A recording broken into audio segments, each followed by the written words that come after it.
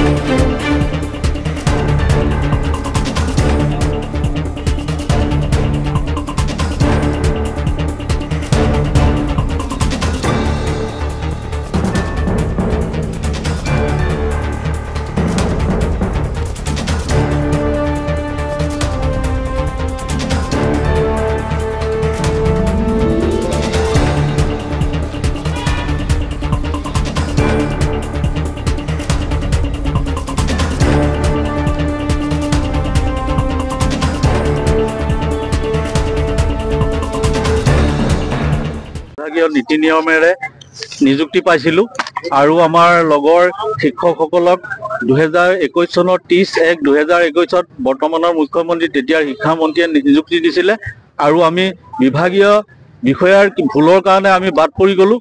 বাদ পৰি যোৱাৰ কাৰণে আমি আজি তেখেতক এটা অনুৰোধ জনাব বিচাৰিছোঁ। তেওঁ বহুত কৰিব পাৰে, আমি এই অন্নখন থলীৰ পৰা তেখেতক আমি জনাব বিচাৰিছোঁ তেখেতে আমাৰ যাতে চাকৰিখিনি নিয়মীয়া কৰি দিয়ে। আৰু আমি এনেকুৱা হৈছোঁ, মোৰ এনেকুৱা বিষয় হৈ গৈছে, এই বিভিন্ন সমস্যাৰ পৰা দৰমহা নোপোৱাৰ কাৰণে মোৰ নিজৰ পৰিবাৰ প্ৰেছাৰ ষ্ট্ৰক হৈ মৃত্যুৰ মুখত পৰিবলগীয়া হ'ল। এতিয়া মই এটা 8 বছৰীয়া সন্তানক লগত লৈ মই নিজে পোহপাল দি আপোনাৰ ভাত পানী দিও, মই স্কুললৈ গৈ বিদ্যালয়ত গৈ মই শিক্ষক হিচাপে ছাত্ৰ ছাত্ৰীসকলক মই পাঠদান দিবলগীয়া হৈছে। আৰু মই পঢ়োৱা আজি শিক্ষক হিচাপে পঢ়োৱা ল'ৰা ছোৱালী আজি ডাক্তৰ হৈছে, ইঞ্জিনিয়াৰ হৈছে, ইন্সপেক্টৰ হৈছে, আজি মোক ধৰি নিব পৰা অৱস্থা হৈছে ছাৰ।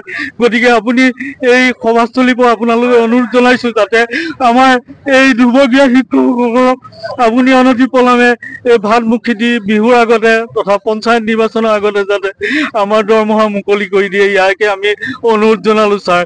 ইয়াৰ পৰাই আমি অন্নখন থলীৰ পৰা 36 ঘণ্টীয়া অন্নখন থলীৰ পৰা আমি কাটৰে অনুৰোধ জনাইছোঁ ছাৰ। কিন্তু জনাম মই আৰু বিশেষ ক'বলগীয়া একো নাই।